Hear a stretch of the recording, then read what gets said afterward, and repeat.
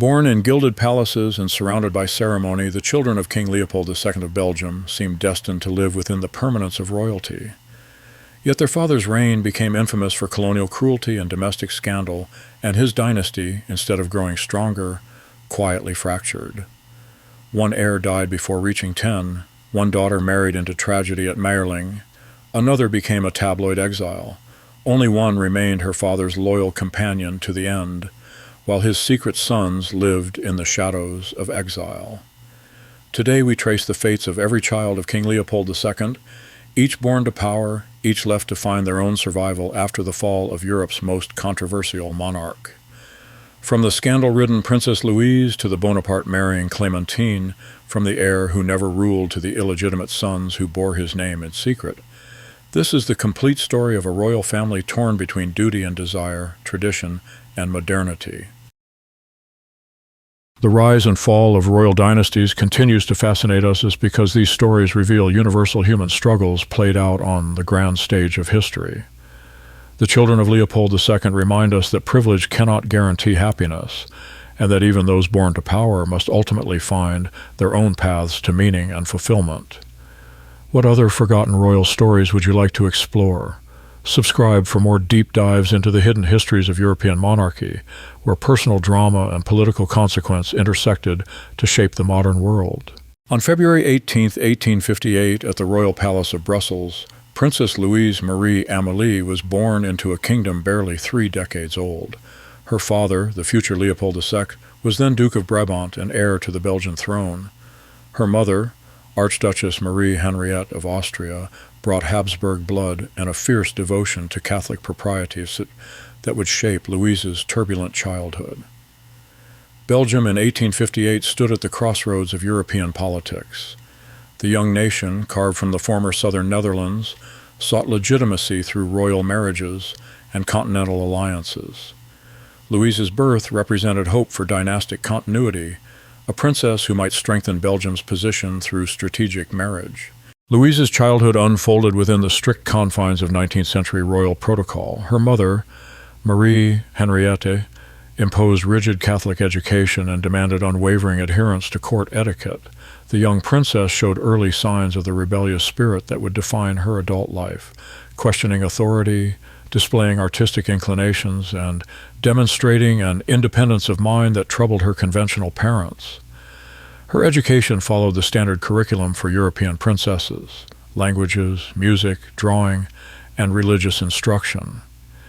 Yet Louise possessed an intellectual curiosity that extended beyond these prescribed determined boundaries. She read voraciously, particularly literature that explored themes of individual freedom and romantic love, concepts that would later clash dramatically with royal expectations. The family dynamic was complex. Leopold II, even before ascending the throne in 1865, was frequently absent, pursuing his colonial ambitions and business interests.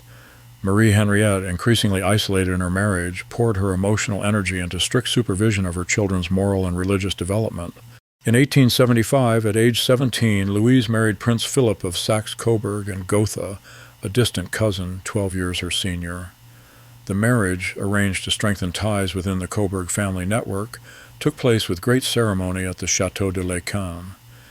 European royalty gathered to witness what appeared to be a perfect dynastic union. The reality proved far different. Philip, a career military officer with conservative views, expected a submissive wife content with ceremonial duties. Louise, increasingly drawn to artistic and intellectual circles, found married life suffocating. The couple's incompatibility became apparent within months, though royal protocol demanded they maintain public appearances. By the early 1890s, Louise had begun an affair with Count Geza Matacic-Keglevich, a Croatian nobleman serving in the Austrian army.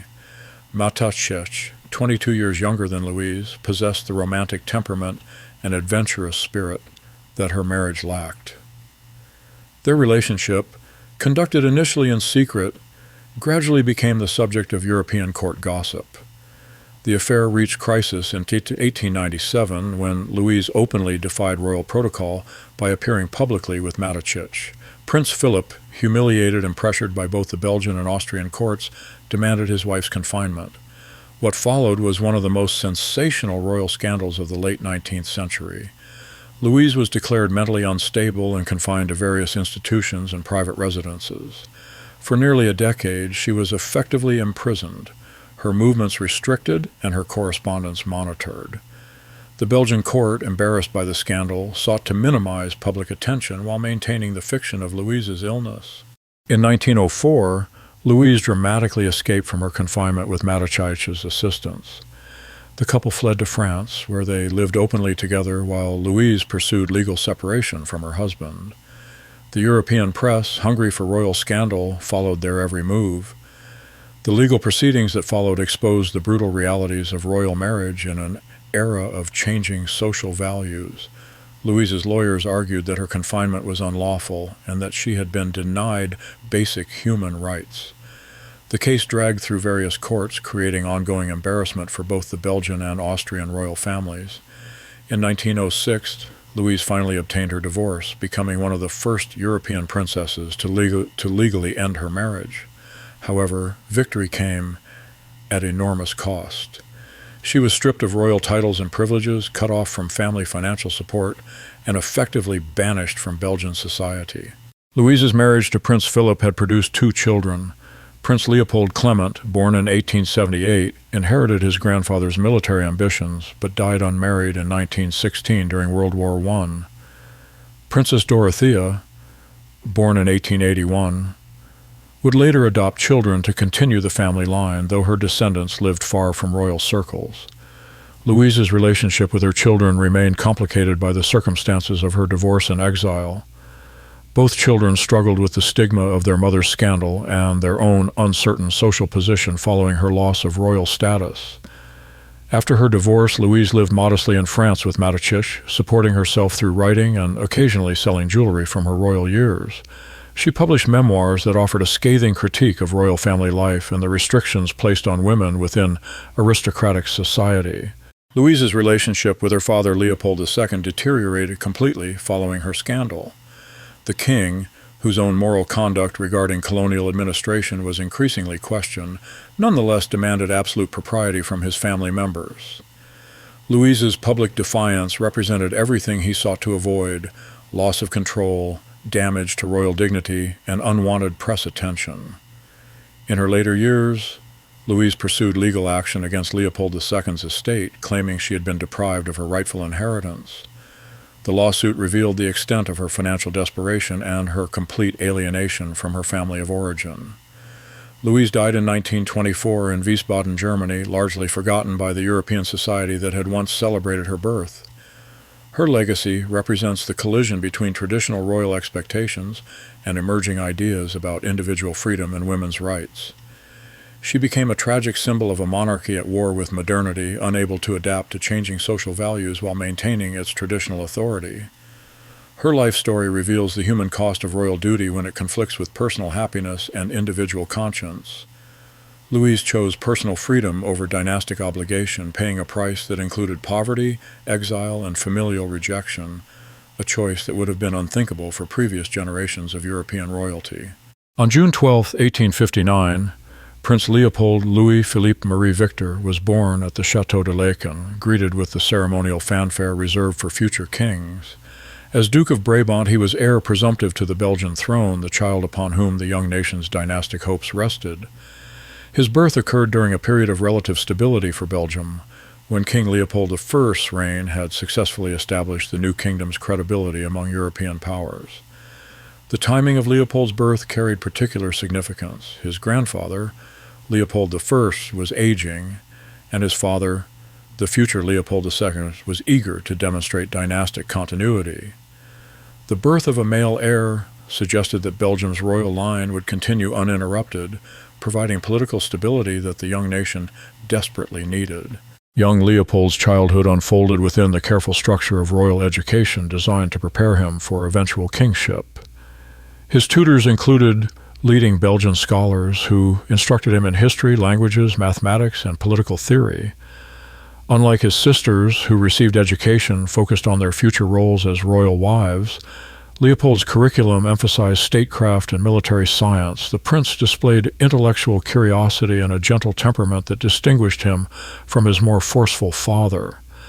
Contemporary accounts describe a thoughtful child who showed genuine interest in his lessons and demonstrated particular aptitude for languages and geography. His tutors noted his questions about Belgium's place in Europe and his fascination with maps and exploration narrative. Leopold's relationship with his parents reflected the formal distance typical of royal families. His father, increasingly absorbed in colonial planning and business ventures, viewed his son primarily as the continuation of his ambitions. His mother, Marie Henriette, provided more direct emotional connection while maintaining strict standards of behavior and religious observance. In January 1869, tragedy struck the royal family with devastating suddenness. While playing in the grounds of the Château de Laeken, 9-year-old Leopold fell into a pond. The exact circumstances of the accident remain unclear. Some accounts suggest he was chasing a ball, others that he slipped on ice while exploring the estate's gardens. The prince was quickly rescued and initially appeared to have suffered no serious injury beyond exposure to the cold water. However, within days he developed symptoms of pneumonia, a condition that proved fatal in an era before modern medical intervention. Despite the attention of Belgium's leading physicians, Leopold's condition deteriorated rapidly. On January 20, 1869, Prince Leopold died at Laeken just 10 days after his accident. His death sent shockwaves through Belgium and created an immediate succession crisis. The royal family, devastated by their loss, faced the reality that the direct male line of succession had been severed. Leopold's death transformed the dynamics of the Belgian royal family and the kingdom's political future. His father, the future Leopold II, was left without a male heir, fundamentally altering his approach to both family life and royal duty. The accident intensified Leopold II's already pronounced tendencies toward control and his determination to shape his remaining children's lives according to his vision of royal obligation. The succession would eventually pass to Leopold II's brother, Prince Philip, Count of Flanders, and his descendants. This shift created tensions within the royal family and complicated Belgium's constitutional arrangements, as the political establishment had to adjust to unexpected changes in the line of succession. Leopold's death also affected his father's relationship with his daughters. With no male heir to carry forward his ambitions, Leopold II became increasingly demanding regarding his daughters' marriages and their potential to strengthen Belgium's international position through strategic alliances. The brief life and sudden death of Prince Leopold represented the fragility of dynastic planning and the vulnerability of even the most carefully constructed royal arrangements. His loss cast a shadow over Leopold II's reign and contributed to the king's increasingly rigid approach to family matters and royal protocol. Princess Stéphanie Clotilde Louise Herminie Marie Charlotte was born on May 21, 1864, at the Château de Laeken during a period of mounting tensions in European politics. Her birth came 5 years after her brother Leopold's arrival and represented renewed hope for the Belgian royal family's dynastic future. Unlike her older sister Louise, Stéphanie would be raised specifically for a grand dynastic marriage that could elevate Belgium's status among European powers. The Europe of Stéphanie's birth was rapidly changing. The German states were moving toward unification under Prussian leadership. The Austrian Empire was struggling with internal conflicts, and France under Napoleon III was seeking to maintain its continental influence. In this context, Stéphanie represented a valuable diplomatic asset for Belgium's small but strategically located kingdom. Stéphanie's education reflected her parents' determination to prepare her for the highest levels of European society. Marie Henriette personally supervised her daughter's instruction in languages. Stéphanie would become fluent in French, German, English, and Hungarian. Her curriculum included extensive study of European history, court etiquette, music, and the arts. Unlike Louise, who showed early signs of rebellion, Stéphanie appeared to accept her role as a diplomatic marriage candidate. She demonstrated intelligence and adaptability, qualities that would serve her well in the complex world of Habsburg court politics. Her tutors noted her particular aptitude for languages and her ability to navigate social situations with grace and diplomatic skill. The princess's childhood was marked by increasing awareness of her family's expectations. As she matured, conversations increasingly focused on potential marriage alliances that could strengthen Belgium's position. The tragic death of her brother Leopold in 1869 had eliminated the male heir, making the marriages of Leopold II's daughters even more politically significant. In 1881, at age 17, Stephanie married Crown Prince Rudolf of Austria-Hungary, heir to the Habsburg throne.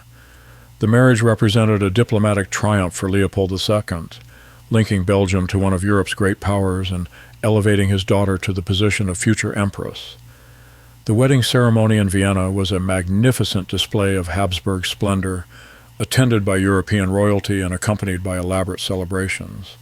For Belgium, the marriage marked its acceptance into the highest ranks of European nobility. For Stephanie, it represented entry into one of the continent's most complex and tradition-bound courts.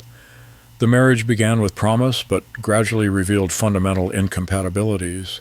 Rudolf, a brilliant but troubled individual, struggled with the constraints of Habsburg protocol and the burden of eventual succession. He was deeply interested in liberal political ideas that conflicted with the conservative Austrian establishment, and he chafed under the constant scrutiny of court life. Stephanie, despite her diplomatic training, found herself unprepared for the psychological complexities of her husband's character. Rudolf suffered from what would today be recognized as depression, and he increasingly turned to alcohol and extramarital affairs as escape from his royal obligations. On January 30th, 1889, European society was shaken by news from Mayerling, the Austrian imperial hunting lodge. Crown Prince Rudolf was found dead alongside his young mistress, Baroness Mary Wetzera, in what appeared to be a murder-suicide. The official version spoke of heart failure, but the truth gradually emerged despite Habsburg attempts at concealment. For Stephanie, the Mayerling incident represented both personal tragedy and social catastrophe.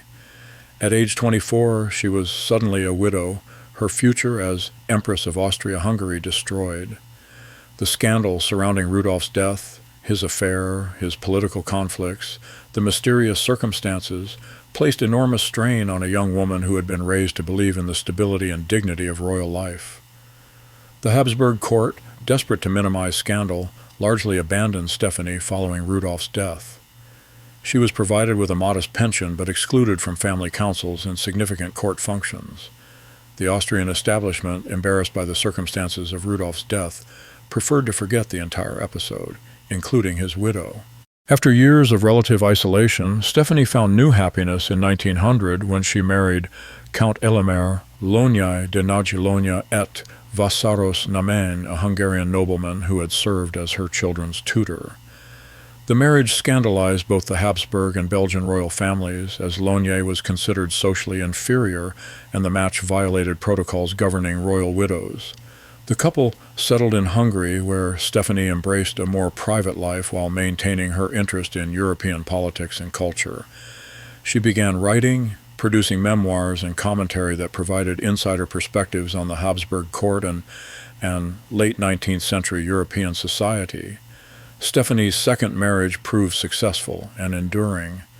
Count Lonyai provided the emotional stability and intellectual companionship that her first marriage had lacked. Together they navigated the challenges of World War I and the collapse of the Habsburg Empire, adapting to a world where titles and royal connections had lost much of their traditional meaning. Stephanie's marriage to Rudolf had produced one child, Archduchess Elizabeth Marie Erzsébet, born in 1883.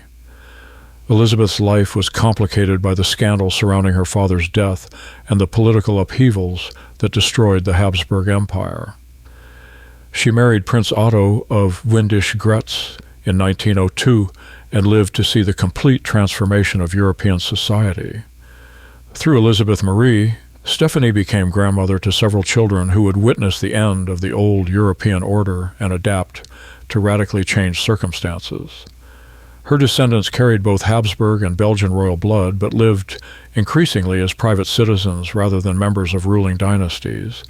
Stephanie maintained a complex relationship with her daughter, who struggled with the legacy of her father's suicide and the social stigma it carried. The challenges of raising a child under such circumstances while managing her own grief and social isolation demonstrated Stephanie's resilience and adaptability. Stephanie's relationship with her father, Leopold II, evolved from dutiful daughter to diplomatic asset to eventual estrangement. Initially, Leopold II was enormously proud of his daughter's marriage into the Habsburg family, viewing it as validation of Belgium's growing international status. Following the Mayerling tragedy, however, Leopold II became increasingly critical of Stephanie's handling of the situation. He believed she should have maintained higher visibility within Habsburg society and used her position to advance Belgian interests. Her second marriage to Count Launier particularly irritated Leopold II, who saw it as a waste of her royal status. In her later years, Stephanie engaged in legal disputes with her father's estate, claiming insufficient provision had been made for her support. These conflicts revealed the extent to which the Mayerling tragedy had altered her relationship with her family of origin and her position within European society. Stephanie lived until 1945, witnessing 2 world wars and the complete transformation of the European political system she had been born to inhabit. Her death marked the end of a direct link between the Belle Époque and the modern era, between the world of dynastic marriages and democratic politics. Her legacy represents the adaptability required of European royalty in an age of revolutionary change. Unlike some of her contemporaries who were destroyed by political upheaval, Stephanie successfully reinvented herself multiple times. As Habsburg crown princess, tragic widow, Hungarian countess, and ultimately as a memoirist who documented a vanished world. Her life story illustrates both the fragility of royal arrangements and the possibility of personal resilience in the face of historical transformation. Princess Clementine Marie was born on July 30, 1872, at the Château de l'Équin, the youngest of Leopold II's legitimate children. Her birth came during a period of growing prosperity for Belgium and increasing international prominence for her father. Unlike her older sisters, who had been born during the early, uncertain years of Leopold II's reign, Clementine entered a world where Belgium's position seemed secure and her father's ambitions were beginning to bear fruit. The timing of Clementine's birth was significant in ways that would shape her entire life. By 1872, Leopold II had already begun developing his colonial interests, and his attention was increasingly focused on projects that would take him far from family concerns. Clementine would grow up with an absent father whose rare moments of attention she treasured and whose approval she would spend her life seeking. Clementine's childhood differed markedly from those of her elder sisters. Louise had rebelled against royal constraints, and Stephanie had been groomed for a specific dynastic marriage. Clementine, by contrast, developed into the dutiful daughter who sought to fulfill her father's expectations while maintaining family loyalty, despite mounting scandals. Her education followed traditional lines but emphasized practical skills and social responsibility. Unlike her sisters, who had been educated primarily for their roles as royal wives, Clementine received instruction that prepared her for potential leadership roles within charitable and social organizations. She showed particular aptitude for languages and demonstrated genuine interest in social welfare issues. The princess's personality reflected the complex dynamics of her family situation. With Louise in scandal and exile and Stephanie married into the distant Habsburg court, Clementine became her father's primary companion among his legitimate children. This position brought both privilege and burden, as she was expected to maintain loyalty despite growing awareness of Leopold II's controversial colonial policies and personal scandals. In the 1890s, Clementine fell in love with Prince Victor Napoleon, heir to the Bonaparte imperial claims, and a prominent figure in French political circles. The romance represented everything Leopold II opposed: a connection to French republicanism, association with a dynasty that had threatened European stability, and marriage into a family whose political ambitions might conflict with Belgian interests. Leopold II categorically refused to permit the marriage, using his authority as both father and king to prevent what he saw as a disastrous alliance. For nearly 2 decades, Clementine remained unmarried, caught between filial duty and personal desire. Unlike Louise, who had chosen rebellion, or Stephanie, who had accepted dynastic marriage, Clementine chose patient loyalty while maintaining hope for eventual freedom. The prohibition created ongoing tension within the royal family, and demonstrated Leopold II's increasing rigidity regarding family matters. His refusal to compromise on Clementine's marriage reflected both his political calculations and his need to maintain control over his remaining children following Louise's scandal and Stephanie's tragic widowhood. During this period, Clementine served as her father's unofficial hostess and companion, accompanying him to social functions and serving as liaison with charitable organizations. She used these roles to develop expertise in social welfare and to build relationships that would prove valuable in her later life. Following Leopold II's death in December 1909, Clementine finally gained the freedom to marry Prince Victor Napoleon. The wedding took place in November 1910 at the Château de Moncalieri in Italy, nearly 20 years after the couple had first sought permission for their union. The marriage represented both personal triumph and political statement. For Clementine, it marked the end of decades of waiting and the beginning of life on her own terms. For the Bonaparte family, it provided connection to European royalty and enhanced legitimacy for their continuing political ambitions in France. The couple settled primarily in France, where Prince Victor pursued his claims to Bonapartist leadership, while Clementine adapted to life as a French princess rather than a Belgian royal. The transition required significant adjustment as she moved from the relatively small world of Belgian court society to the complex political environment of French aristocratic and republican circles. Clementine's marriage to Prince Victor Napoleon produced 2 children who would carry forward both Belgian royal and Bonapartist imperial blood. Princess Marie Clotilde was born in 1912, followed by Prince Louis Napoleon in 1914. Both children would grow up during World War I and witness the further decline of European monarchical authority. Prince Louis Napoleon would eventually become the Bonapartist pretender to the French throne, a title that carried more historical significance than practical political power in 20th century France. Through him, Clementine became matriarch of a line that maintained both royal dignity and political aspirations, despite the radically changed European landscape. Clementine proved to be a devoted mother who successfully balanced her children's dual heritage. She ensured they understood both their Belgian royal background and their French imperial legacy, while preparing them for lives that would require adaptation to modern political realities. The family established itself in French society while maintaining connections to other European royal families. Clementine's children married well and produced descendants who carried forward their mixed heritage into the later 20th century. Throughout her marriage and into her widowhood, Clementine distinguished herself through extensive charitable work. She became patron of numerous organizations focused on education, healthcare, and social welfare, using her position to advance causes that had interested her since childhood.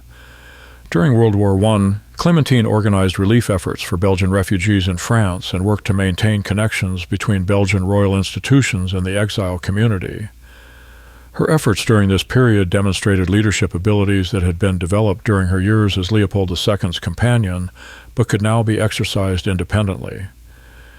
After Prince Victor's death in 1926, Clementine became head of her branch of the Bonaparte family while maintaining her Belgian royal connections. She successfully navigated the complex task of preserving family dignity and political significance in an era when both monarchical and imperial claims had lost much of their practical relevance. Among Leopold II's children, Clementine maintained the most positive relationship with her father throughout his life.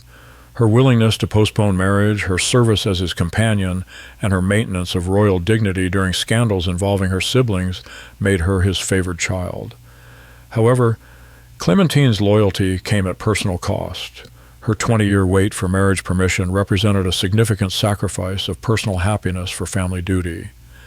Her eventual marriage after Leopold II's death suggested that filial loyalty had been balanced with personal determination to ultimately achieve her goals.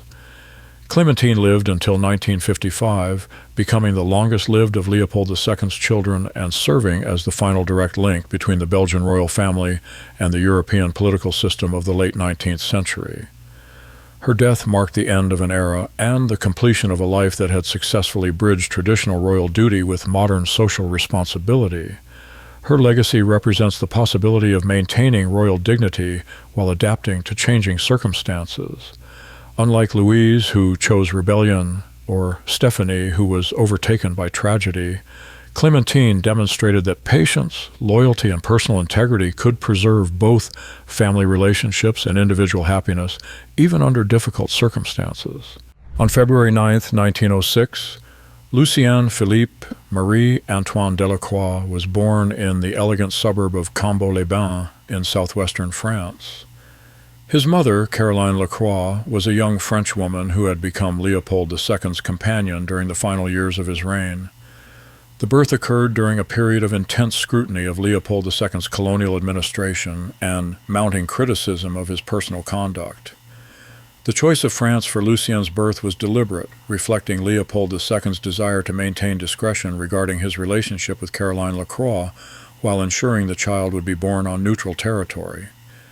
The king, now 71, was acutely aware that his relationship with a woman 49 years his junior would attract unwanted attention and potentially damage what remained of his reputation. Caroline Lacroix, originally a prostitute from Romania who had reinvented herself as a French courtesan, had captured Leopold II's attention with her beauty and apparent devotion. Their relationship represented both genuine affection and calculated arrangement. She provided companionship during his increasingly isolated final years, while he offered security and elevated social status. Lucien's childhood was carefully managed to protect both his welfare and Leopold II's reputation.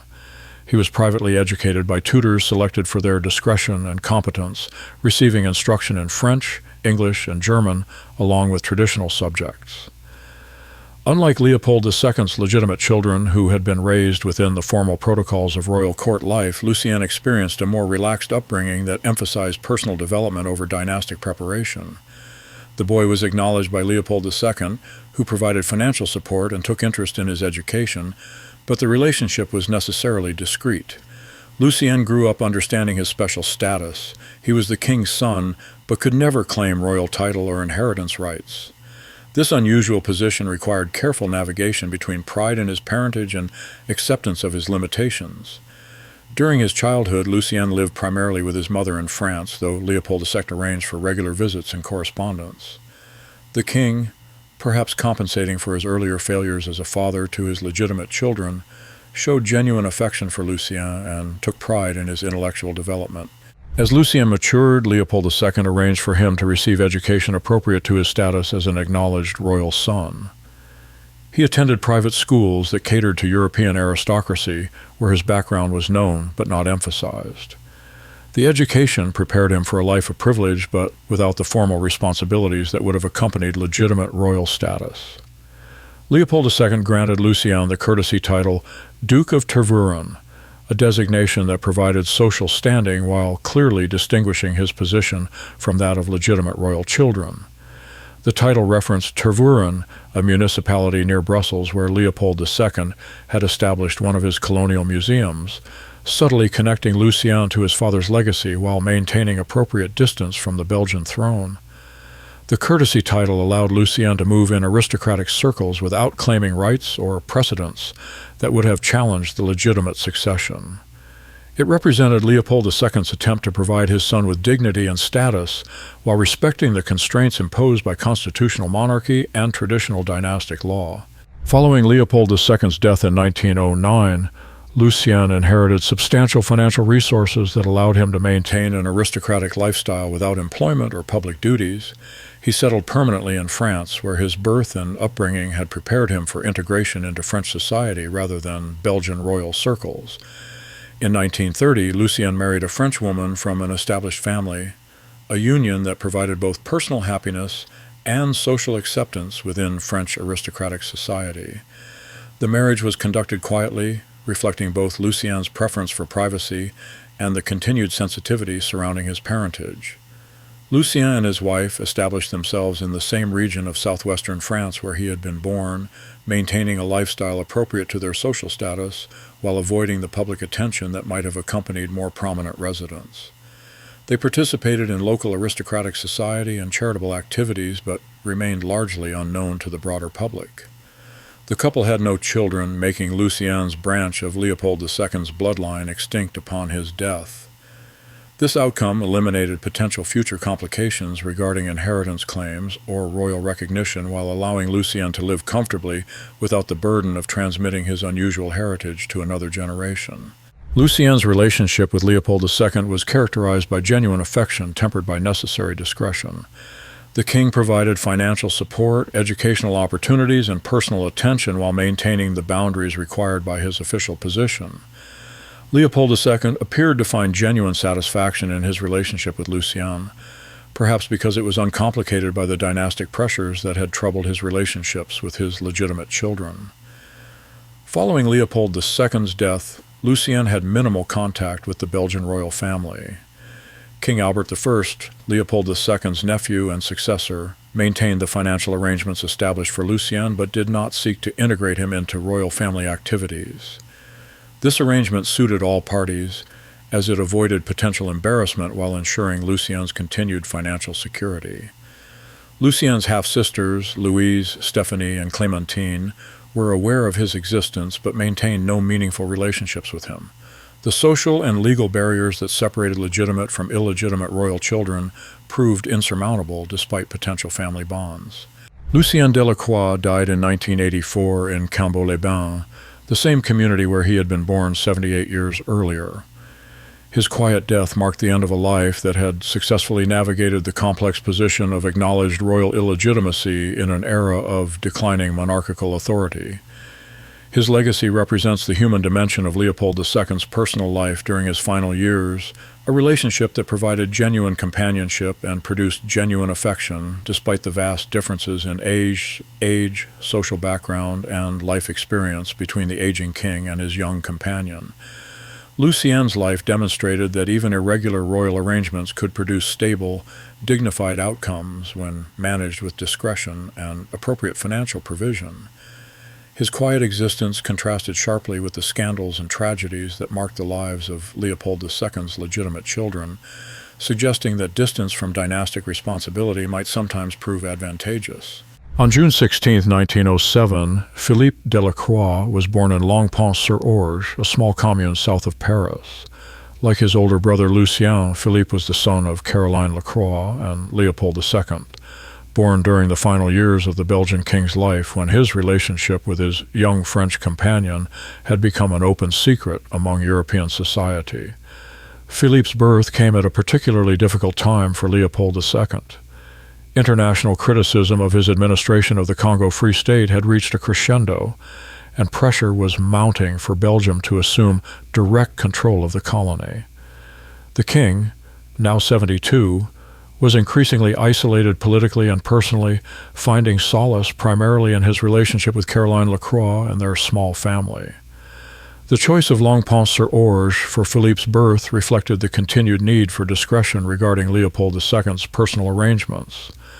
The rural location provided privacy while remaining accessible to Paris, where Caroline Lacroix maintained residence and where Leopold II could visit during his frequent travels to France. Philippe's early childhood was marked by health problems that concerned both his parents and the physicians who attended him. Contemporary accounts suggest he suffered from respiratory ailments that were common among children of his era, but potentially serious given the limited medical interventions available. Like his brother Lucien, Philippe received private education appropriate to his status as an acknowledged royal son. However, his recurring illnesses limited his ability to maintain consistent educational progress and restricted his participation in normal childhood activities. Leopold II, despite his advancing age and mounting political problems, took personal interest in Philippe's welfare and medical care. The king arranged for consultations with leading physicians and ensured that no expense was spared in attempting to address his son's health issues. Caroline Lacroix devoted herself to Philippe's care, managing his medical treatment and educational needs while maintaining the household arrangements that accommodated Leopold II's visits and provided appropriate environment for both children. Philippe Delacroix died in 1914 at age 6 or 7, succumbing to the respiratory ailments that had troubled him throughout his brief life. His death occurred during the early months of World War I, when Europe was convulsing with unprecedented violence and when the old certainties of royal privilege and social hierarchy were beginning their final collapse. The child's death was used by some elements of the European press as further evidence of Leopold II's moral failings and the corruption that allegedly surrounded his personal life. Critics suggested that Philippe's illness and death resulted from the irregular circumstances of his birth and upbringing, though such claims had no medical foundation. For Caroline Lacroix, Philippe's death represented devastating personal loss compounded by her vulnerable social position. Without Leopold II's protection, the king had died in 1909, she faced potential financial insecurity and social isolation while grieving for her child. Philippe Delacroix's brief life and early death epitomized the fragility of existence even within privileged circumstances. His story illustrates the human cost of irregular royal arrangements and the vulnerability of children born outside traditional dynastic structures. His death marked the end of Leopold II's bloodline through Caroline Lacroix, as no other children resulted from their relationship. This outcome simplified potential future inheritance disputes while eliminating what might have become ongoing complications for the Belgian royal family. Philippe's legacy lies primarily in what his life revealed about Leopold II's character during his final years. A man capable of genuine affection for his illegitimate children, despite his controversial public conduct and his failures as a father to his legitimate offspring. The stories of Leopold II's children, legitimate and illegitimate, reveal a royal family torn between the demands of dynastic duty and the pressures of a rapidly changing world. Each child's life reflected different aspects of the crisis facing European monarchy in the late 19th and early 20th centuries, when traditional arrangements collided with emerging ideas about individual freedom, social responsibility, and moral accountability. Among Leopold II's legitimate children, tragedy and adaptation marked every life. Prince Leopold, the heir apparent, died before he could inherit the responsibilities that might have shaped him into a different kind of king than his father. His death eliminated the direct male succession and fundamentally altered the family's dynastic trajectory. Princess Louise chose rebellion over submission, paying the enormous personal cost of exile, poverty, and familial rejection.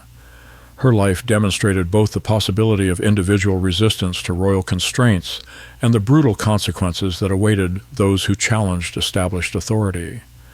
Her legal battles and public scandals exposed the violence that underlay supposedly benevolent royal paternalism. Princess Stephanie experienced the ultimate dynastic success, marriage to a future emperor, followed by devastating personal tragedy at Mayerling. Her ability to rebuild her life through a second marriage and a writing career showed remarkable resilience, but her story also illustrated the fragility of arrangements that treated royal women primarily as diplomatic assets. Princess Clementine represented the possibility of maintaining traditional royal values while adapting to modern circumstances. Her patient loyalty to her father, combined with eventual assertion of her right to marry for love, demonstrated that compromise between duty and desire might sometimes be possible, though at significant personal cost. Leopold II's relationship with Caroline Lacroix and their two sons revealed different aspects of his character than those displayed in his public role or his relationships with his legitimate children. Lucien Delacroix lived a long, quiet life that suggested genuine paternal affection and responsible provision for his welfare. Philippe's brief life and early death illustrated both the vulnerability of children born outside traditional structures and the human tragedy that could result from irregular arrangements. The contrast between Leopold II's treatment of his legitimate and illegitimate children is striking. With his legitimate children, he was demanding, controlling, and often harsh, treating them primarily as instruments of dynastic policy. With his illegitimate sons, he appears to have been more genuinely affectionate, perhaps because these relationships were uncomplicated by constitutional responsibilities and public scrutiny. The fate of Leopold II's children provides insight into the moral contradictions that marked his reign and his character. A man capable of tenderness toward his illegitimate sons and eventual acceptance of his youngest daughter's marital choice was simultaneously responsible for brutal colonial exploitation and harsh treatment of his legitimate children when they challenged his authority. This complexity defies simple moral judgment. Leopold II was neither purely evil nor entirely sympathetic. He was a product of his era's assumptions about royal authority, colonial superiority, and patriarchal control, while also being capable of genuine human affection and occasional recognition of others' rights to personal happiness. The collective stories of Leopold II's children mark the end of an era in European history.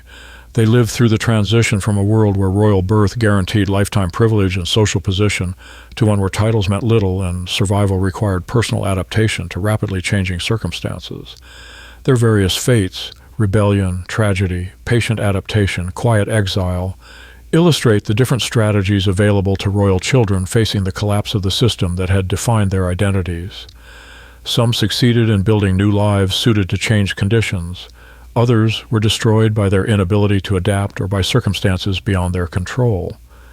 By 1955, when Princess Clementine died as the last survivor among Leopold II's children, the world they had been born to inhabit had completely disappeared.